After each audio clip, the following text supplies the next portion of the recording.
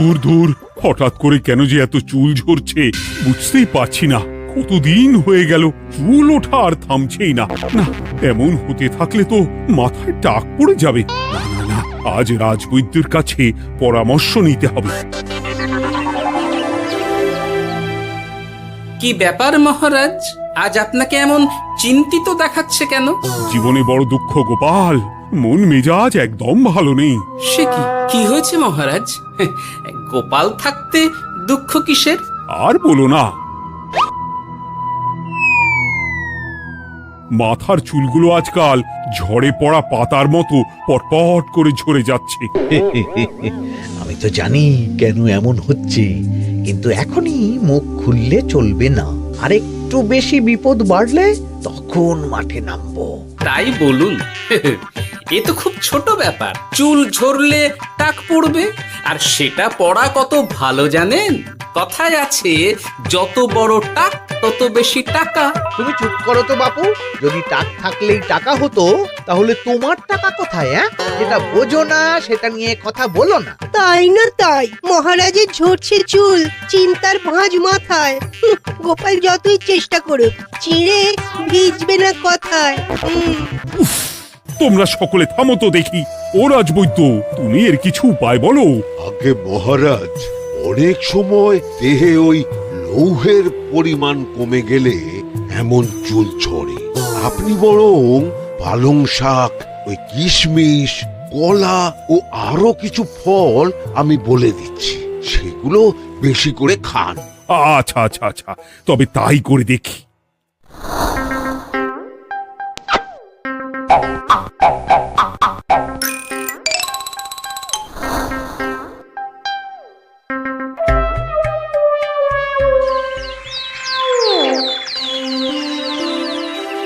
ও রাজবৈদ্য, তোমার কথা মতো শাক পাতা ফলমূল সবই তো খেলাম, চুল ঝরা বন্ধ তো হলোই না। তো জানতামই এমন হবে।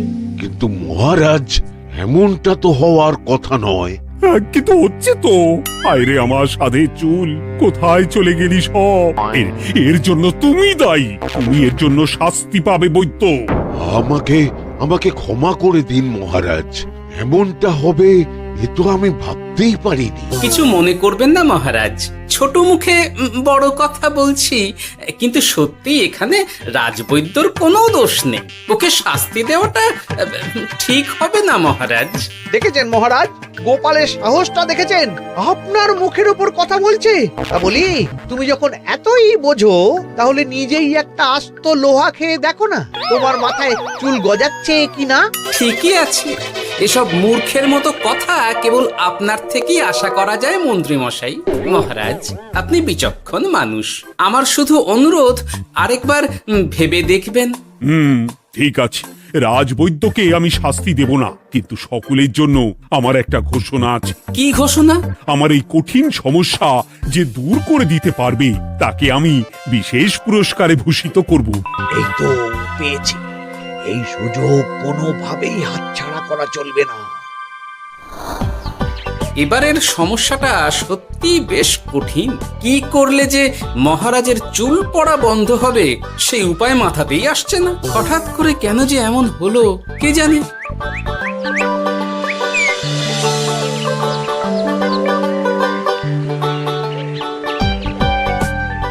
ও মা, তুমি এসে গেছো? একটু বসো, আমি তেলটা মেখেই হাত ধুয়ে খাবারটা বাড়ছি। হ্যাঁ, সে ঠিক আছে, কিন্তু তুমি কিসের তেল মাখছো এটা? কি আবার মাথার চুলের তেল? এখানেও চুল, ওদিকে মহারাজেরও চুল ঝরে পড়া নিয়ে আমরা সবাই হিমশিম খাচ্ছি গিন্নি। আরে, মহারাজের অত সুন্দর কালো চুলগুলো ঝরে যাচ্ছে, এ তো ভারী দুঃখের কথা। সে আর বলতে, ওই জন্যেই তো আমি বাবা মাথায় এই জড়িবুটি তেল মাখি। এতে চুলের গোড়া শক্ত করে, চুলকে ভালো রাখে, নতুন চুল গজায় সব। হ্যাঁ। কি কি বললে? নতুন চুলও গজায়? সত্যি? হ্যাঁ।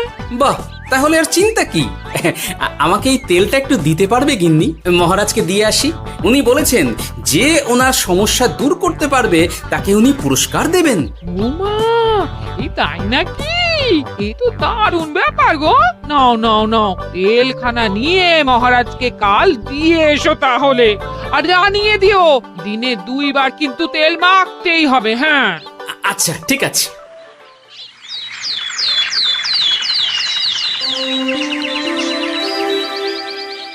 কোনো উপায় খুঁজে পেলে তোমরা? আগে মহারাজ, আমি আপনার জন্য নকল চুল বানিয়ে এনেছি। যতদিন আপনার চুল পড়া বন্ধ না হচ্ছে ততদিন আপনি এটা পরে ব্যবহার করতে পারেন। সে তো বুঝলাম, কিন্তু নকল চুল তো আর আসল চুলে জায়গা নিতে পারবে না বিজ্ঞানী। আসল চুলের কথা ভেবে আমি আপনার জন্য কেশুত্তে পাতা এনেছি মহারাজ। আচ্ছা বেশ।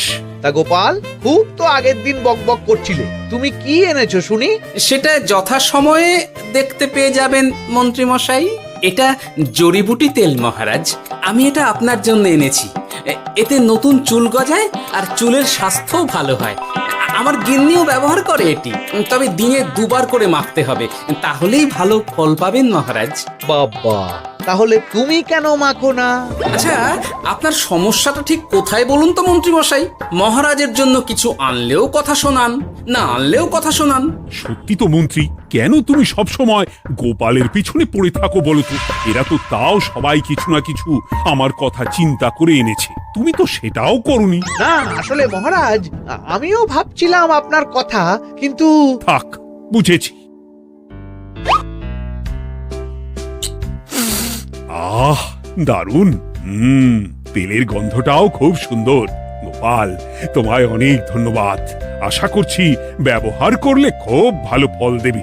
একদম দেবেই মহারাজ। দূর বাবা, ভেবেছিলাম এক হলো আর এক। কোথা দিয়ে যে গোপালটা মাঝখান দিয়ে এসে নাক গলিয়ে ঢুকে পড়ে, খুব শক্ত পুরস্কার নেওয়ার। দেখাচ্ছি মজা।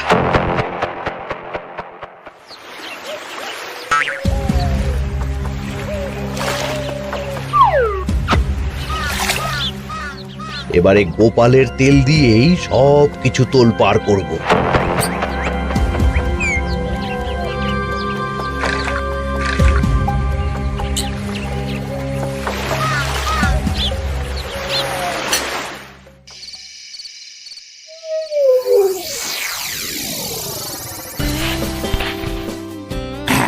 ব্যাস, হয়ে গেল 2 বার মাখা। গোপাল বলেছিল এতেই ভালো ফল পাব, কিন্তু এখন মাখার পর মাথাটা কেমন জ্বালা জ্বালা করছে মনে হচ্ছে। হয়তো নতুন চুল গজাবে বলে এমন হচ্ছে। কাল সকালে বোঝা যাবে। এতক্ষণে বোধহয় ছোট ছোট চুল গজিয়েই গেছে। কি এটা চুল গজানোর তেল ছিল নাকি পড়ে যাওয়ার? হে ভগবান, যেটুকু বাকি ছিল সেটাও ঝরে পড়ে টাক পড়েই গেল। হ্যাঁ, গোপালই হলো যত নষ্টের গোড়া। আজ আসুক সভায়।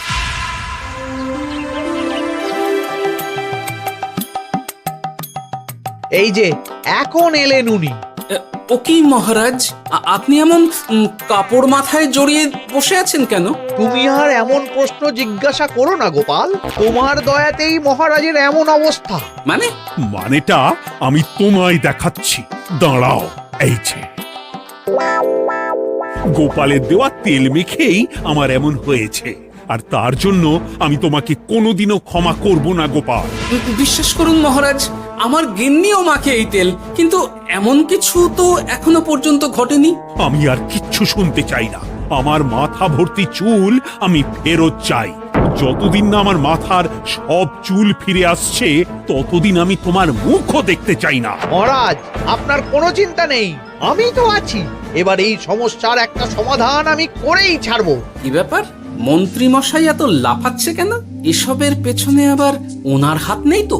না, ব্যাপারটা পরে দেখতে হচ্ছে।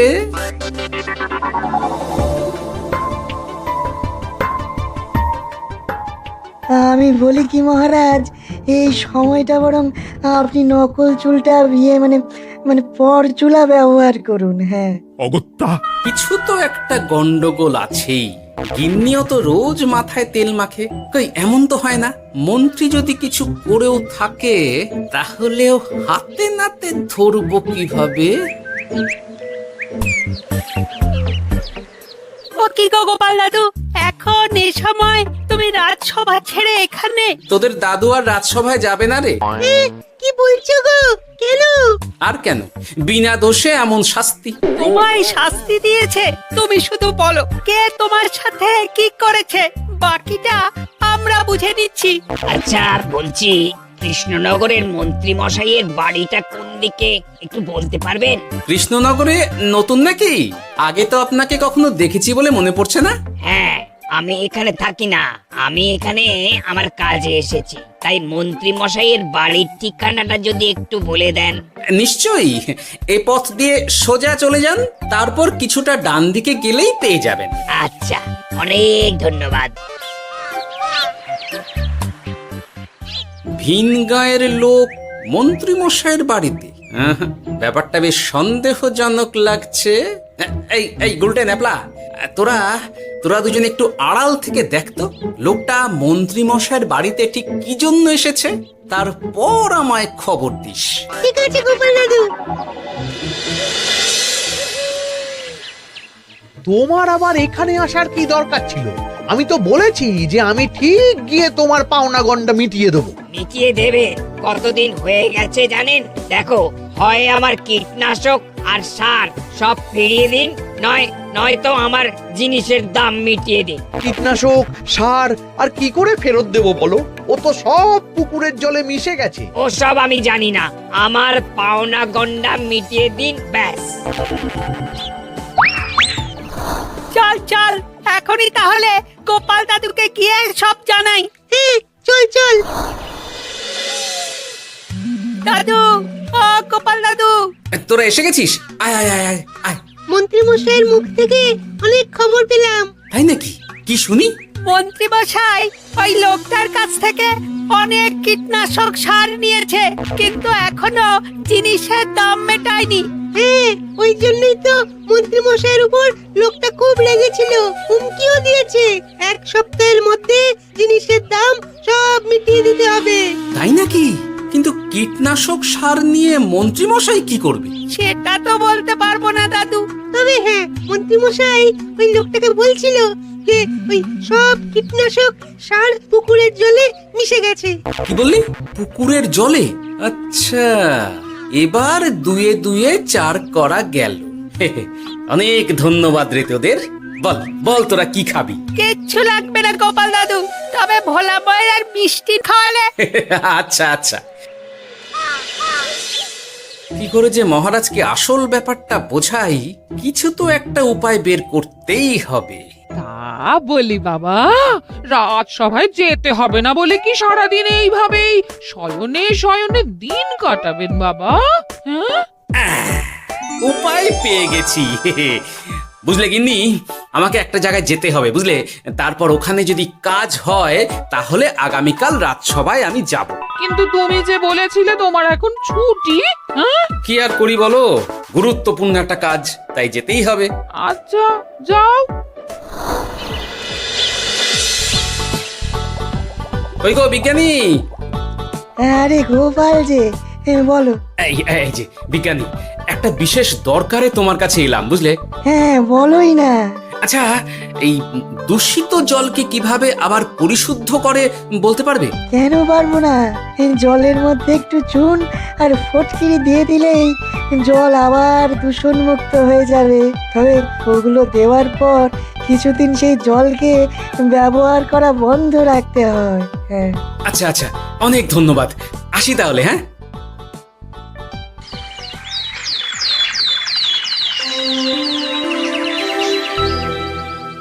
ছায়া পড়েছে, ছায়া পড়েছে।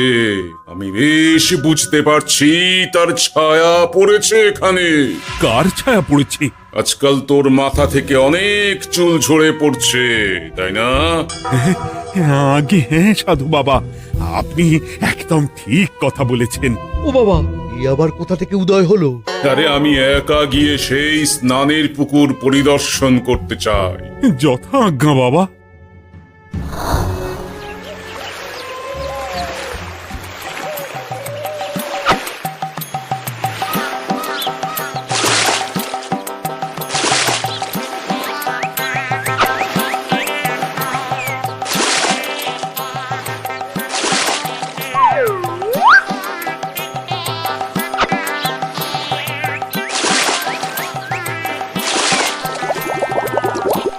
যাক বাবা, মোটামুটি সপ্তাহখানেক এভাবে থাকলেই পুকুরের জল আবার আগের মতো পরিষ্কার হয়ে যাবে। এবার শুধু মহারাজকে একটু বুঝিয়ে বললেই হয়ে যাবে।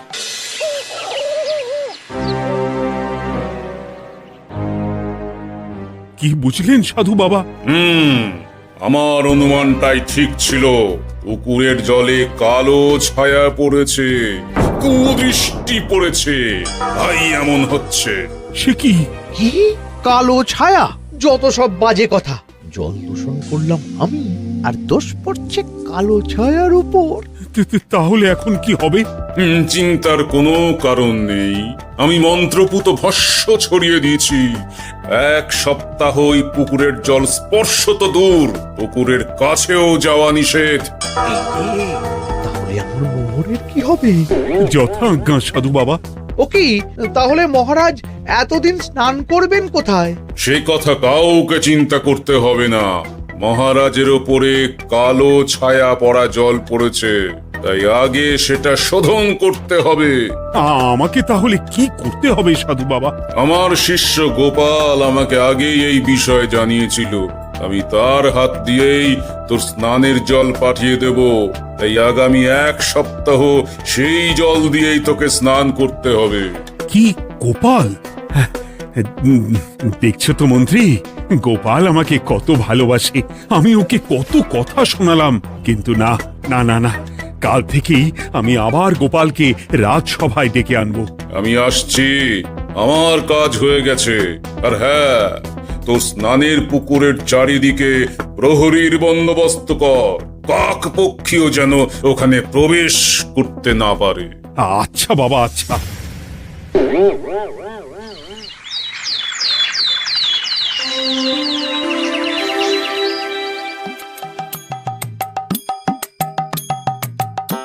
গোপাল, তোমাকে আবার এখানে দেখতে পেয়ে আমার খুব ভালো লাগছে। তোমার গুরুদেব গতকাল এসেছিলেন, কিছু মনে করো না। না বুঝেই তোমাকে অনেক কথা শুনিয়েছি। না মহারাজ, আমি জানি আপনি আমাকে খুব ভালোবাসেন, তাই আমি কিছু মনে করিনি মহারাজ। এই নিন, আমি আপনার স্নানের জল এনেছি। হ্যাঁ হ্যাঁ হ্যাঁ, দাও দাও দাও।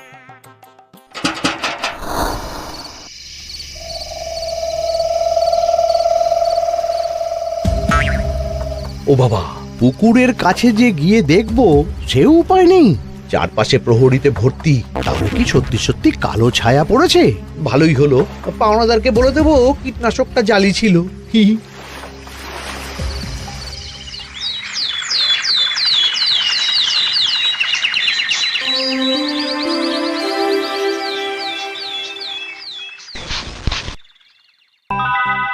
এই তো আমার সেই পুরনো কালো চুলগুলো আবার ফিরে এসেছে। আহা, কি যে আনন্দ হচ্ছে দেখে।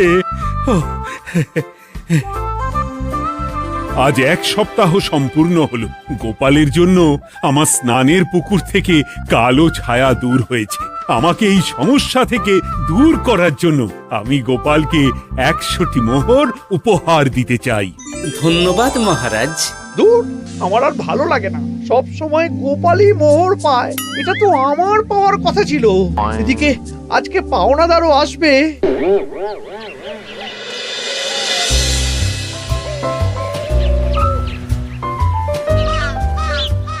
গোপাল দাদু, ওই লোকটা এসে গেছে। আচ্ছা, আসছি। এটা তো মন্ত্রীর বাড়ির দিকে রাস্তা। আমরা তাহলে ওদিকে কেন যাচ্ছি গোপাল? আপনার পুকুরের আসল রহস্যটা কি সেটা আপনি জানবেন না মহারাজ? মানে? নিজের চোখেই দেখুন, তাহলে বুঝতে পারবেন। আর একটু সময় দাও আমায় ভাই। এমনিতেও তোমার কীটনাশক কোনো কাজের নয়। কি এখন এসব কথা? আর একদিনও সময় দিতে পারছি না। একটু বোঝো, একটু। সব আমি মহারাজের পুকুরের জলে মিশিয়ে দিয়েছি। মন্ত্রী, তুমি তাহলে সেই কালো ছায়া? মহারাজ, আপনার পর্দা ফাঁস হয়ে গেছে মন্ত্রী মশাই। তুমি তাহলে সবটা জানতে? একদম প্রথম থেকে। রে, খুব জোর ফেঁসেছি। এদিকে পাওনাদার, ওদিকে মহারাজ। এখান থেকে কেটে পড়তে হবে।